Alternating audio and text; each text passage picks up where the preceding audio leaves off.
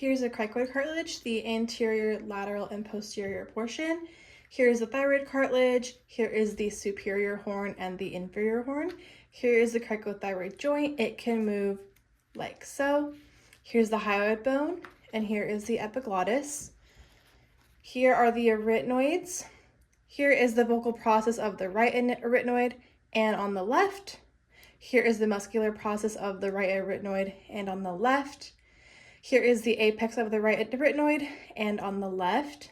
These are the corniculates on top of each arytenoid. Here is the right conus elasticus that starts at the cricoid and inserts into the vocal folds and thyroid here. And here is the right quadrangular membrane. It starts at the ventricular folds around here and inserts into the arytenoids and the epiglottis. Here is the cuneiform cartilage inside of the quadrangular membrane that gives structure to the quadrangular membrane in the same way that boning gives structure to a corset. And now here are the vocalis muscles inside the vocal folds. The vocal folds have a vocalis and a muscularis portion. The vocalis runs from the internal surface of the thyroid cartilage to the vocal process of the arytenoid here. And because the vocal folds run from the thyroid to the arytenoids, it's called the thyroarytenoids or TA. The muscularis portion of the TA runs on the lateral side of the vocalis on each side here. When the muscularis contracts, it pulls the thyroid cartilage towards the arytenoids, making the vocal folds more relaxed, like so. Here are the cricothyroid muscles on the left and the right. They originate here at the cricoid and insert into the thyroid on each side. When they contract, they pull the thyroid cartilage down toward the cricoid like so.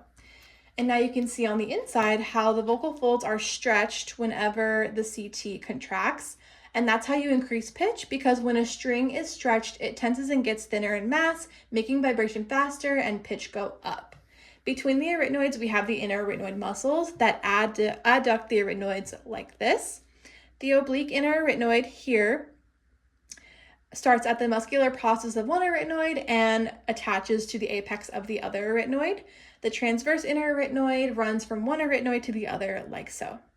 Here is the lateral cricoarytenoid muscle. It originates here at the lateral portion of the cricoid, meaning the side of the cricoid.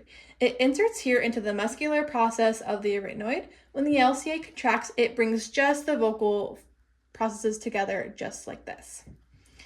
Here is the posterior cricoarytenoids. They originate at the posterior surface, meaning the back portion of the cricoid, and insert into the muscular process of each arytenoid here. When the PCA contracts, they abduct the vocal folds.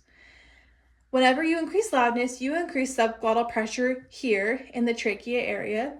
To increase loudness, the arytenoids remain adducted, and the vocal folds are pushed apart like so. This increases the amplitude of vibration when you use more subglottal pressure. Now we can talk about innervation. These are the three branches of the vagus nerve that innervate the larynx. This first one here is the internal branch of the superior laryngeal nerve. It comes down from the skull and inserts here through a hole in the thyrohyoid membrane. The internal branch of the SLN innervates sensation above the vocal folds. Here is the external branch of the SLN. It inserts into the CT muscle here and innervates motor function of the CT. So if you cut the external branch of the SLN, you can't raise pitch. And here is the RLN.